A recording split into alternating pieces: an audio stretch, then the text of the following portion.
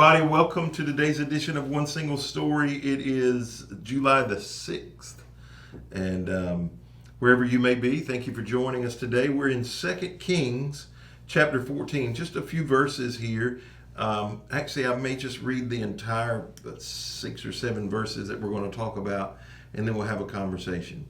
It says, Jeroboam II, the son of Jehoash, began to rule over Israel in the 15th year of King Amaziah's reign in Judah. He reigned in Samaria 41 years.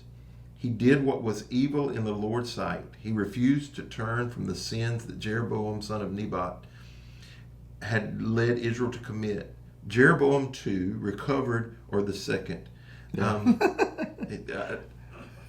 I just thought it was funny. Well, usually it says Jeroboam the second. Almost all translations say Jeroboam the second, not Jeroboam. Yeah, I thought it was Jeroboam I thought from reading this fast. No, you didn't. I didn't. Okay. Continue. Recovered the territories of all Israel between Leboth, Hamath, and the Dead Sea, just as the Lord, the God of Israel, had promised Jonah, son of Amittai, and the prophet Gath-hepher. For the Lord saw the bitter suffering of everyone in Israel, that there was no one in Israel, slave or free, to help them. And because the Lord had not said he would blot out the name of Israel completely, he used Jeroboam II, the son of Jehoash, to save them. The rest of the events in the reign of Jeroboam II and everything he did, including the extent of his power, his wars, and how he recovered for Israel both Damascus and Hamath, which belonged to Judah, are recorded in the book of the history of kings of Israel. When Jeroboam II was buried in Samaria with the kings of Israel, then he was buried. No, when he was buried. When he died. You're good. Yeah. When he died. When he died. Not while he was alive. Yeah, I skipped two important words. When Jeroboam II died, he was buried in Samaria with the kings of Israel. Then his son Zechariah became the next king. So, not in kind of a breakdown of scripture, but just as a matter of conversation, really. It says he reigned 41 years, which is a long time. I saw, we don't have presidents longer than 8 years. Typically, you can be in Congress for ever 800 years, but you can't be president that long. And that is some of George Washington's doing. You know, they wanted to make him king, and he said no. I saw a pastor friend of mine who yesterday, his church was celebrating his 45th year as pastor. Wow. 45th. at the same church. At the same church. Mm-hmm. And I mean, that's significant. I mean, even if he started at 20 and he's 65, he spent his entire ministry there. And, you know, we're seeing, that used to not be the norm in pastorate, but in business, in pastorate, in politics, I'm just curious, from your perspective, what are some of the benefits and drawbacks of long-term leaders?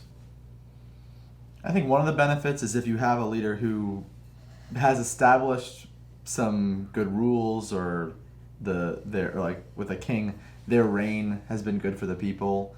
The nice thing about it is that typically things don't change super dramatically a lot of times, unless an outside power does something, but typically things can stay relatively the same, whereas when you have a new leader come in, it can change everything. Sometimes for the better, sometimes for the worse. And so when you have someone, even if it's just pretty good and not amazing, it typically will stay the same for a long period of time. Stability. Mm-hmm. Mm-hmm. I think that's true. And I also think it gives a chance for relationships to get established, which gives people insight. You know, especially as a leader, I think if you're a good leader, then you do want insight into the people who you are leading, into their lives and their wants and their needs. And I also think another advantage is sort of what you said, in that there's not this constant flux of, okay, now we have to figure out what we're dealing with again. What kind of changes are going to be made? People probably don't live in as much fear or worry or uncertainty. Yeah, because even on a smaller scale in our church organization, if a new ministry leader, pastor comes in, youth student pastor, youth pastor, what do you like? youth pastor? I guess youth pastor. Yeah. Okay. Children's pastor, worship pastor, media pastor. It really doesn't matter. Even in a small segment like that, there is a lot of change, and sometimes it's people like, yes, this is great. We've been waiting on this. Other times they're like, oh my goodness, it's overwhelming. And if you do that every so often, so I grew up in a church environment, not just the denomination I grew up in, but in the church world in general, and these statistics have not changed a lot, but they're different now for multiple reasons. The average pastor, lead pastor, senior pastor term was less than 3 years. It was like 32, 33 months.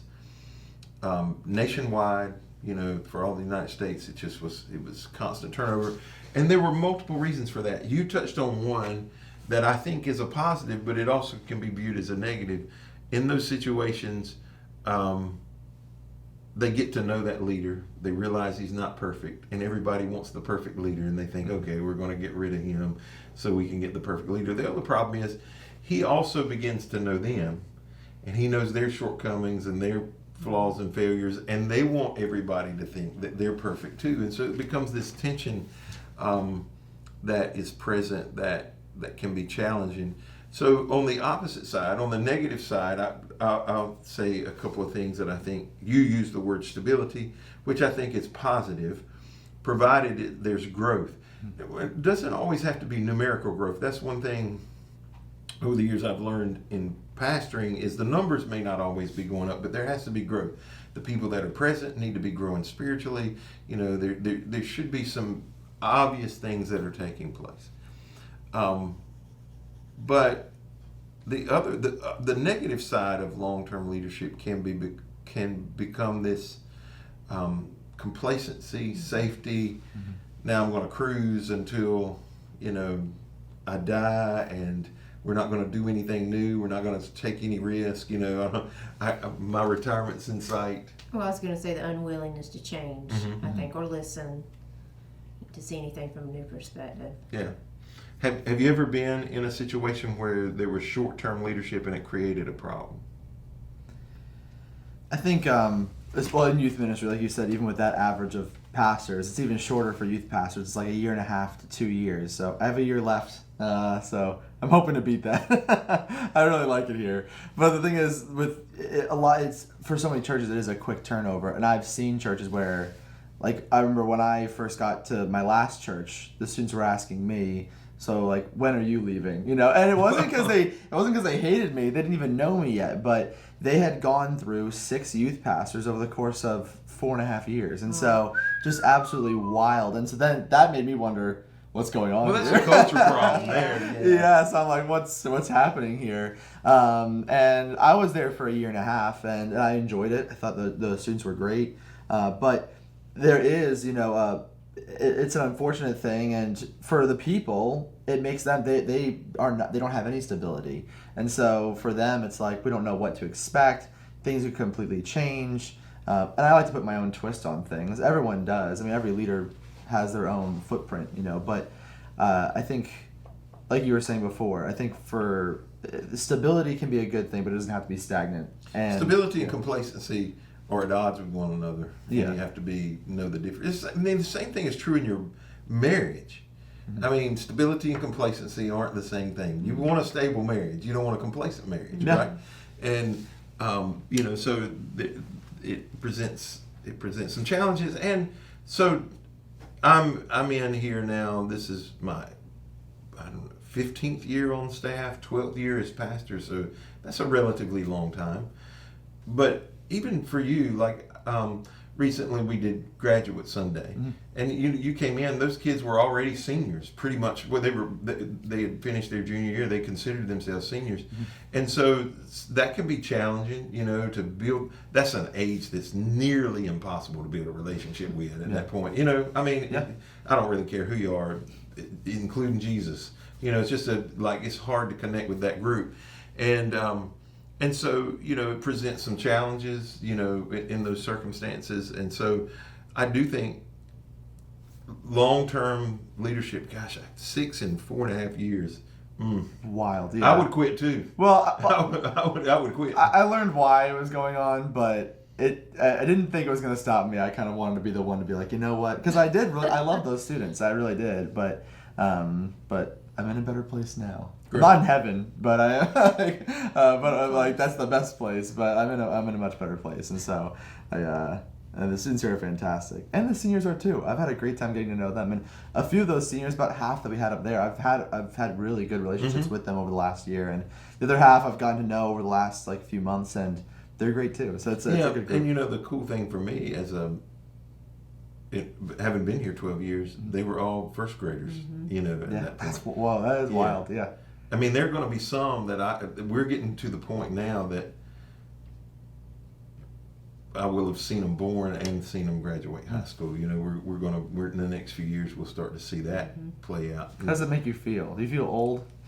So I really am appreciative, because it hasn't been that long ago I was in a conversation and somebody was talking to their child who was 17-ish, they were in that range of 17. We were in the group together, and they made a reference to somebody else, and the child said, "Who is that?" And in their memory, they have no other recollection except me as being the pastor. And I mean, I don't know. I look at it a lot of different ways. Grace, like I'm thankful that I have the privilege to be able to do it. That God's been able to keep me from doing something stupid for 12 years. I mean, all of those things. There's a lot of things, and and I don't think we've been complacent. I don't think anybody would accuse us of being complacent. I don't think that's typically going to be something we get accused of. But I do. I think I look forward to the next 10-ish years as much as I looked forward to the first few years, because I'll see families that I pastored multiply and become families again. Their children will marry and have children, and that's a beautiful thing to watch from a pastor's point of view. Cool. So verse 24 and 25 says, "He did what was evil in the Lord's sight.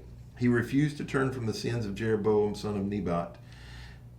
The son of Nebat had led Israel to commit. Jeroboam II recovered the territories of Israel between Leboth-Hamath and the Dead Sea, just as the Lord, the God of Israel, had promised through Jonah, son of Amittai, the prophet from Gath-Hepher." So it says he did what was evil in the sight of the Lord, but God used him to regain territory. How does God use disobedient people?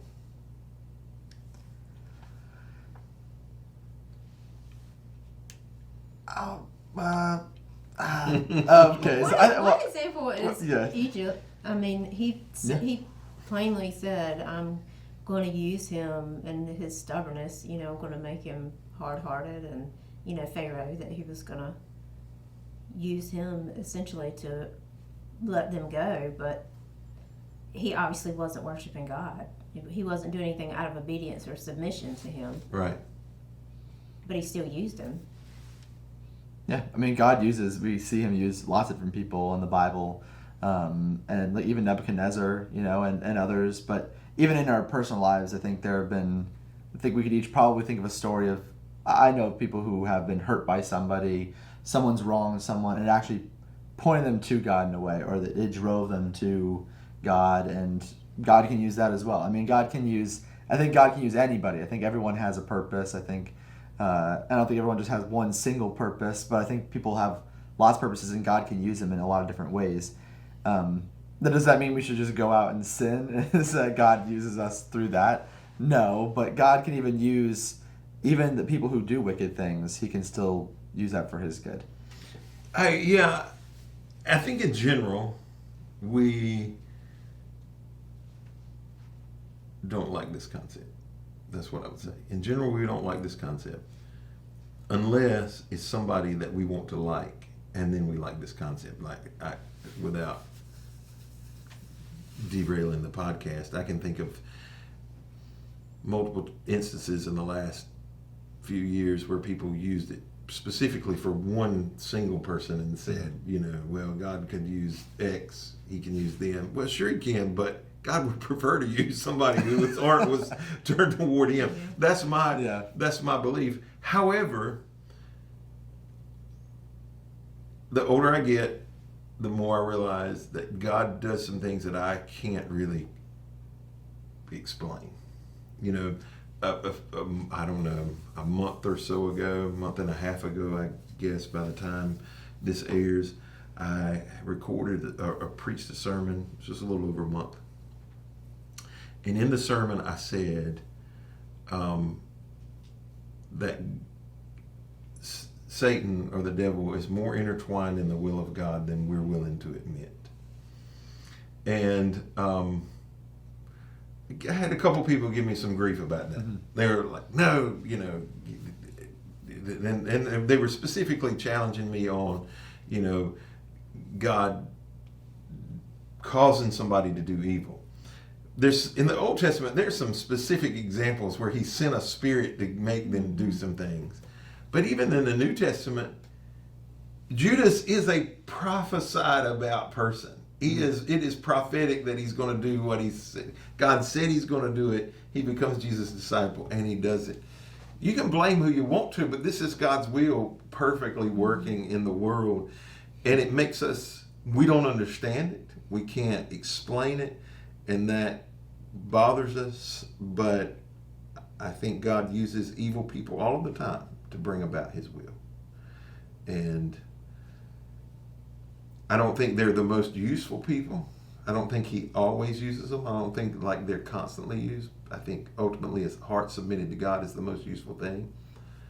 But so personally, do you have conflicts when you see God using an evil person? Do you have personal conflicts?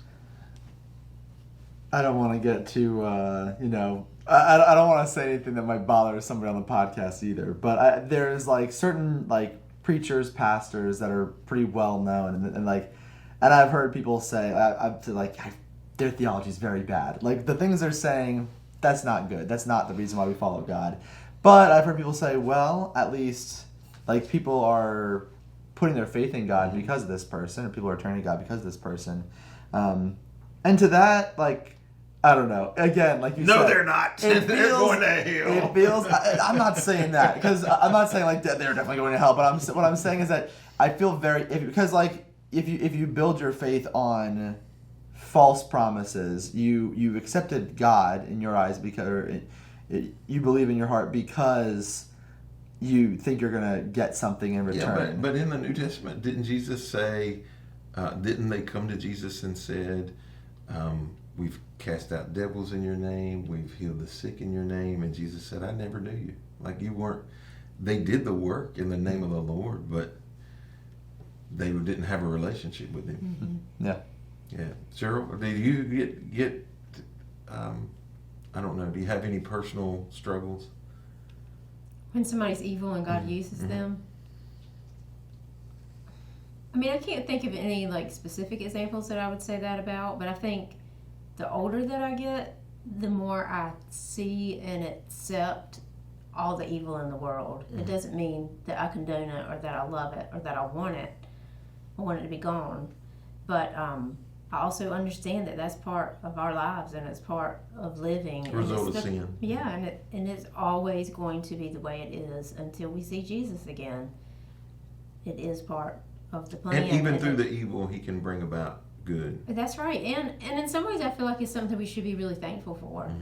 Because if we were if we were in the days of Noah, everybody would be up the creek, literally. Yeah. I mean, it would, a big, deep creek. Yeah, well, and I mean, we all want to think that we're doing the best that we can do, but we still do terrible, maybe even evil things in somebody else's sight. And I think about we want to be used. In my lifetime, the thing that probably I could point to that almost everybody who would have been alive could say, okay, I can see that, would have been 9/11. Yeah. Horrible tragedy. I was just thinking about that. Evil people. Yeah. Lots of people died. but at least for a space of time, it clearly didn't last. We might be worse off on this side than we were before, but at least for a space of time, everybody was concerned about their brother. There was a high unity. Yeah. People were praying, coming to church, seeking God. In the end, bin Laden brought revival, but there was a cost to it, and it says it's difficult for us. It is difficult for me, to wrap my head around that. But honestly, I probably do better wrapping my head around that than the example you use, because the example you use, Zach. I don't consider them evil. I don't. I think they're often manipulative and dangerous. So I think they're using good for evil sometimes, not necessarily evil for good. But I don't know. I think it's something that lots of people wrestle with, and we just have to acknowledge it. Yeah. Was there anything else y'all wanted to talk about in this passage? Just one funny thing. Jeroboam II, right? Or Jeroboam II, as previously called. One thing I just find funny is that it says he's just like the original Jeroboam. That's like, I just think it's really funny how, like, my brother's name is Tom, my dad's name is Tom. My dad would always get upset with my brother, and he's like, why does he do this? And my wife's like, he's just like you. My brother is a lot like my dad. I just find it so funny. It's like, you gave him your name. What more could you expect? So I just find that really funny. So clearly he's not the baby Jesus. No, I'm like... You are. I don't know if I'd say I'm the baby Jesus. Maybe my siblings would. Or my sister Kaylee would be like, what's a baby Jesse? Jesus, what's a female name for... There's no female name for Jesus. What would be like, how there's like Zack and Zakisha? No. No? No? Okay. All right. I was going to ask you to pray, but I think I'm going to take over from here. Let's pray. Dear Heavenly Father, thank you for the word that challenges us sometimes to pause and reflect and think about